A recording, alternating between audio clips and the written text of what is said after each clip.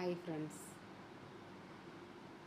திரௌபதி முதல்ல கிருஷ்ணனை பார்த்து வெட்கப்பட்டு அந்த அம்மா அப்படியே மயங்கியே விழுந்துட்டாங்களாம்.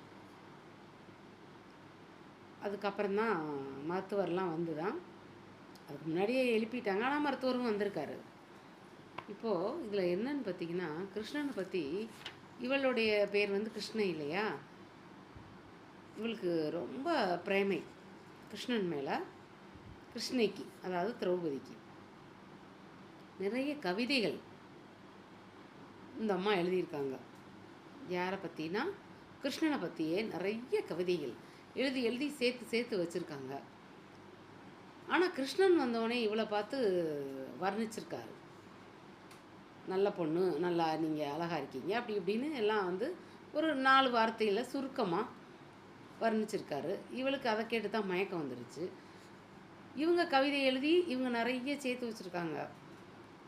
அதையெல்லாம் கூட பின்னால் வந்து கிருஷ்ணன்கிட்ட சொல்லியிருக்காங்க, அர்ஜுனன்கிட்ட காமிச்சிருக்காங்க.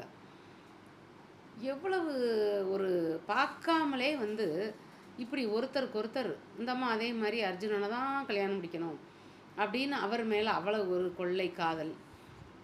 அதுக்கப்புறம் பார்த்தா கர்ணன் பார்த்தோடனே இவர் தான் அர்ஜுனன் நினச்சிட்டு தவறாக நினச்சிட்டு அப்போ கொஞ்சம் ஒரு சிறு சலனம்.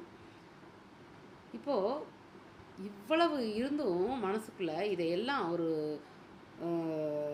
டஸ்டர் வச்சு அழித்த மாதிரி அழிச்சிட்டு 5 பேருக்கு மனைவியாக தலையை கொடுத்துருக்காங்க. எப்படி பாருங்கள். அப்போது இதெல்லாம் வந்து நடக்கக்கூடிய விஷயங்களா இதுகெல்லாம்? ஆனால் கதையாக இருந்தாலும் எவ்வளவு அதில் வந்து கருத்துக்கள் இருக்குங்கிறது வந்து நான் சொல்கிறேன் இன்னும் நிறையா.